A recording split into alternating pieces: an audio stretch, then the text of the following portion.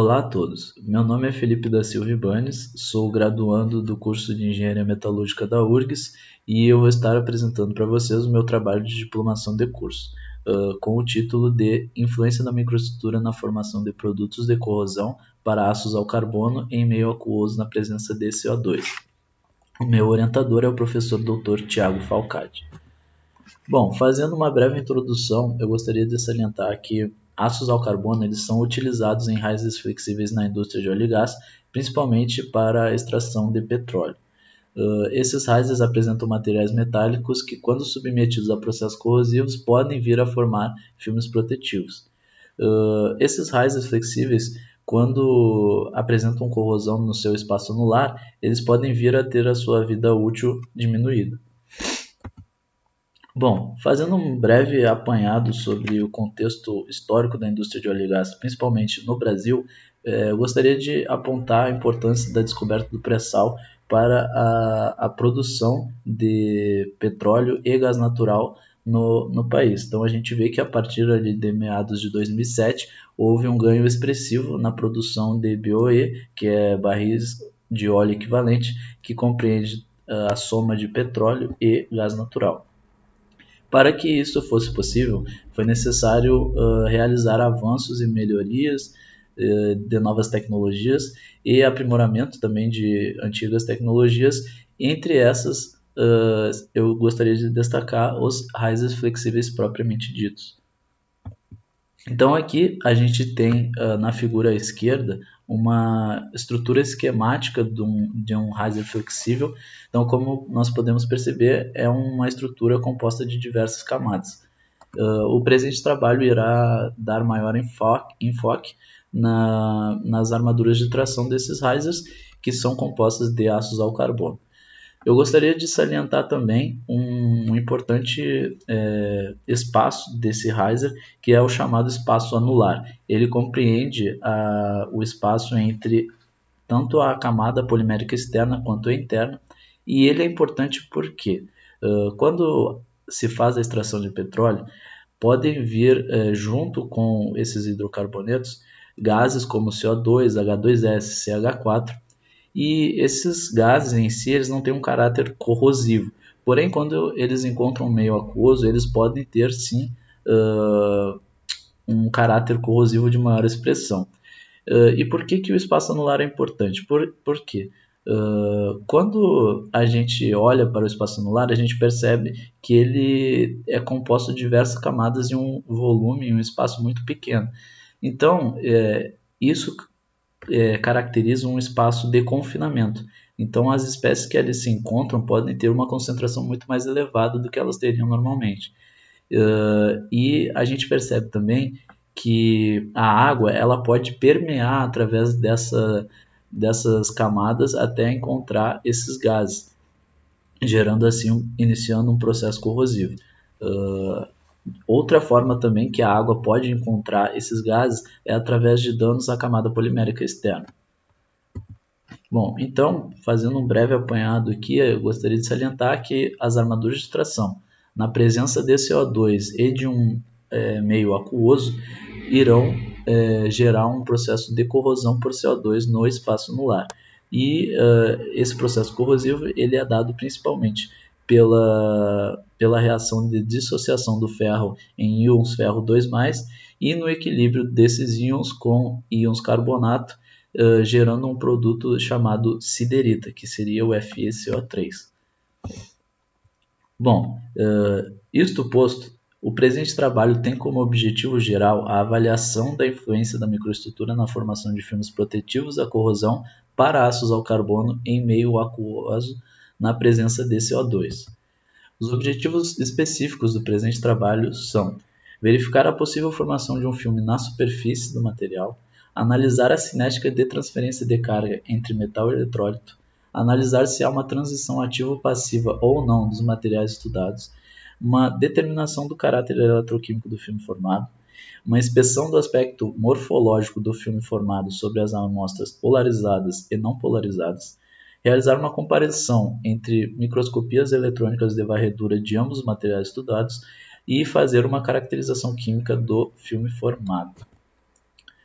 Bom, para que a gente possa alcançar os objetivos, foi determinado para o presente trabalho ensaios eletroquímicos. E aqui eu apresento uma tabela onde a gente encontra o setup experimental, que foi composto de 2 células de vidro, uma célula de aço para pré-corrosão do eletrólito e uma célula de vidro para desaeração desse eletrólito. Foi utilizado aços similares ao SAI 1070, diferenciando-se apenas pela microestrutura apresentada, sendo um ferrítio pelítico e outro esferoidizado.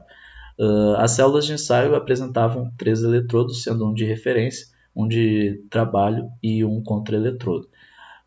Os tempos de imersão para as medidas eletroquímicas determinadas foram de 1 hora, 24 horas, 72 horas e 120 horas. O eletrólito usado foi uma água do mar sintética conforme uma norma NACE D1141 de 98. Pressões parciais utilizadas de CO2 foram de 0,4 a 0,8 bar e a concentração de íons ferro na solução foi de 300 a 350 ppm. Então aqui temos uma imagem onde podemos ver a cuba de desaeração do eletrólito à esquerda, a cuba de ensaio à direita e a cuba de pré-corrosão na parte inferior direita. Bom, por que existe essa cuba de desaeração? Porque o espaço, o ambiente onde é realizada a extração dos hidrocarbonetos de petróleo, ele não é um espaço que contém oxigênios livres. Então, para melhor simular esse ambiente, foi realizada toda a retirada de oxigênio livre na solução. Também foi realizado ciclos de vácuo entre essas cubas, porque elas ficavam conectadas por mangueiras, e o ciclo de vácuo foi para justamente garantir que não havia oxigênio residual nas linhas de conexão. Bom, então as medidas eletroquímicas foram realizadas por um potenciostato e para cada tempo de imersão nós podemos perceber que em 1 hora, 24 e 72 horas, as medidas eletroquímicas realizadas foram de potencial de circuito aberto, resistência linear à polarização e espectroscopia eletroquímica de impedância. Para as medidas de 120 horas se adicionou mais uma medida de OCP, ou potencial de circuito aberto, e uma medida final de polarização cíclica, justamente porque essa apresenta um caráter destrutivo às amostras. Bom, partindo para a parte de resultados de discussão, nós podemos perceber aqui o material como recebido. Inicialmente temos um material parcialmente esferoidizado, onde nós podemos perceber os carbonetos de formato globular, em um aumento de 10.000 vezes, e aqui um material ferrítico pelítico, onde vemos as lamelas intercaladas de cementita e ferrita, também com aumento de 10.000 vezes. Bom, então, apresentando inicialmente os resultados de potencial de circuito aberto, nós podemos perceber que tanto para os materiais parcialmente esferoidizados, quanto para os materiais ferrítico-pelíticos, o OCP ele apresentou um leve aumento e uma tendência de estabilização por volta de menos 300 mV versus um eletrodo quase referência de platina. Então, essa variação sugere uma diminuição da atividade eletroquímica na superfície do material. Então, a gente vê que dentro das barras de erro, a gente percebe que os materiais não tiveram muita distinção entre eles no quesito de OCP. Partindo para as medidas de espectroscopia eletroquímica de impedância com o seu diagrama de visualização de Nyquist. Então, nós percebemos que para ambos os materiais o caráter das curvas é parecido, porém, algo que é importante notar é que o comportamento indutivo do material ele vai diminuindo com o tempo. Isso é percebido em ambos os materiais. Então, a gente percebe também que esses diagramas eles mantiveram o seu grau de achatamento para todos os tempos de imersão, o que indica uma camada porosa na superfície do material. Partindo para os diagramas de Bode, para a espectroscopia eletroquímica de impedância, novamente o comportamento e o formato dos gráficos ao longo do tempo são bastante parecidos e similares, e o que nós percebemos é uma diminuição dos ângulos de fase máximos ao longo do tempo de imersão, o que corrobora com uma redução do arco indutivo ao longo do tempo de imersão que foi mencionado anteriormente. Aqui nós temos a resistência à polarização linear, e o que nós percebemos para o material parcialmente esferoidizado é que há uma bastante notável diminuição dessa resistência ao longo do tempo. Então, e isso também é demonstrado para o material ferrítico-pelítico. E isso nos indica que a transferência de cargas no sistema metal-eletrólito está sendo facilitada ao longo do tempo. Bom, para as medidas de polarização cíclica, tanto para o material parcialmente esferoidizado quanto para o material ferrítico-pelítico, nós podemos perceber que nas curvas onde nós temos um caráter anódico, nós temos uma inclinação relativamente baixa, o que indica um processo corrosivo acelerado. Percebemos também nesses gráficos que a polarização cíclica não apresenta uma transição ativa ou passiva para nenhum dos materiais.